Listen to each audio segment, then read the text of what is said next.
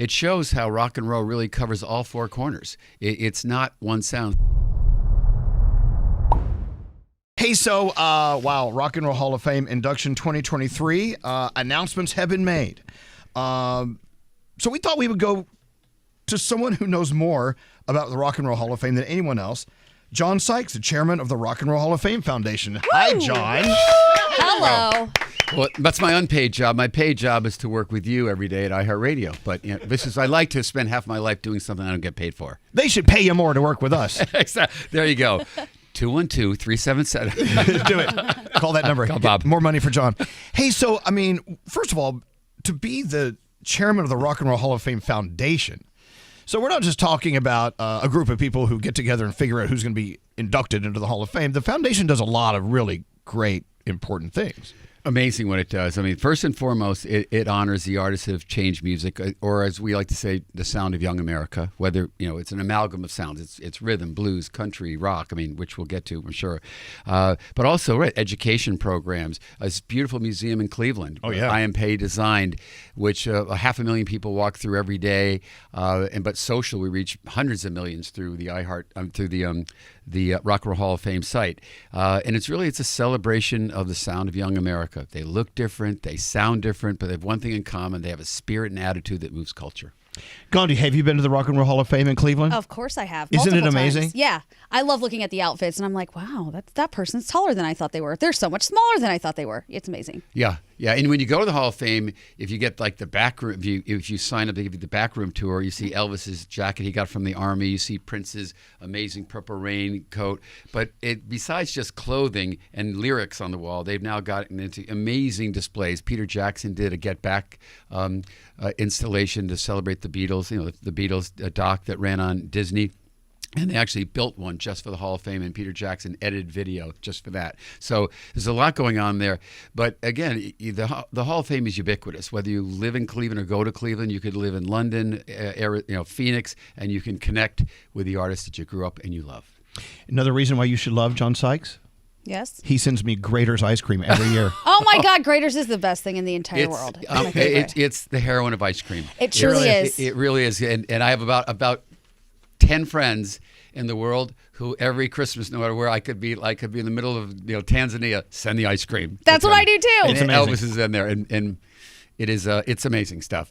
I feel like I'm a drug dealer. I introduce people to it, and then they just keep getting it themselves. Exactly. Grater's is great. First one's free. Yeah. Now, so Rock and Roll Hall of Fame induction for this year, 2023. Today's a big day. You're actually announcing. A lot of people are waiting for this announcement. Announcing the inductees into the categories of performing and musical influence and musical excellence, and the Ahmet Ertegun Award as well. Who is going in this year? Well, it's an incredibly diverse list. I mean, go from Willie Nelson to the Spinners to Missy Elliott to George Michael to Rage Against the Machine, Sheryl Crow. It shows how rock and roll really covers all four corners. It's not one sound. Sometimes people used to think rock and roll was rock, and rock is an important part of it. But really, it came about in the 50s as a way for teenagers to rebel against their parents, the church, and the government, right. which today still do. The music we play on Z100 is all about young people, and their parents hate it. They should hate it, because that's what rock and roll is about. So that's a diverse category for performers. Now, these special committee awards that you just mentioned, Elvis, were not voted on by the larger group of voters who vote for the performers. So Don Cornelius, who was really the Black Dick Clark, he basically brought black music not only to black homes but to white homes across America. He's getting the Ahmet Ertegun Award, which is for non-performers. And you have musical excellence, which is Bernie Taupin, wrote all his Elton John songs. So he's in musical excellence along with Chaka Khan and Al Cooper. If you don't know who Al Cooper is, for old guys like me, he worked on the Bob Dylan records. He founded Blood, Sweat, and Tears. He founded Leonard Skinner. So those are you get special awards for influencing music culture.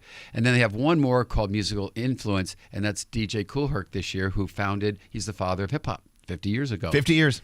Yeah. Wow. And a guy named Link Ray, who basically was the wizard of electric guitars, that Jimmy Page's first record was a Link Ray record. Now, so you hear these names. A lot of the names you may not recognize because they've been around for a long time, longer than even John Sykes and me. Stop it. Hard to believe. But something you got to keep in mind, when you meet the Charlie Puths of the world and the Ed Sheerans of the world, ask them who their influences were. Everyone who is inducted into the Hall of Fame.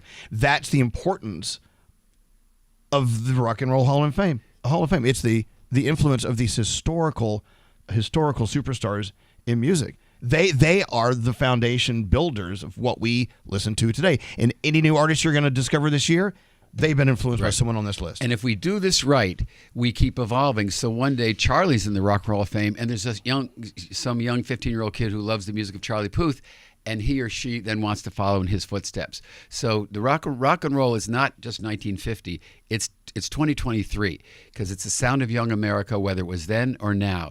So to remain relevant, the Rock and Roll Hall of Fame has to evolve, and that's why you're seeing hip hop artists in there. People say, why is hip hop in the Rock and Roll Hall of Fame? Hip hop is rock and roll. It came from rhythm, blues, gospel, and from the 50s. If you look at Willie Nelson, country, he's in the Rock and Roll Hall of Fame.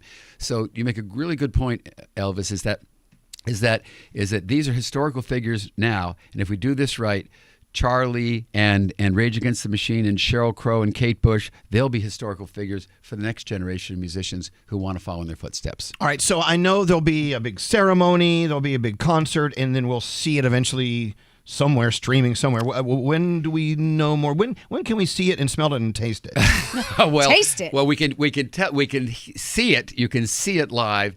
It alternates every year between New York, Cleveland, and Los Angeles. So this year it will be at the home of hip hop, Brooklyn, at the Barclays Center on Friday, November 3rd. And soon we will announce a very impressive streaming partner. We'll be able to see it and where you'll be able to hear it. And we have some great partners this year, so it's very exciting. But if you've never seen one of these events, I mean, go on right now. You can. They're on your favorite. Well, the other one, the old ones are on HBO Max.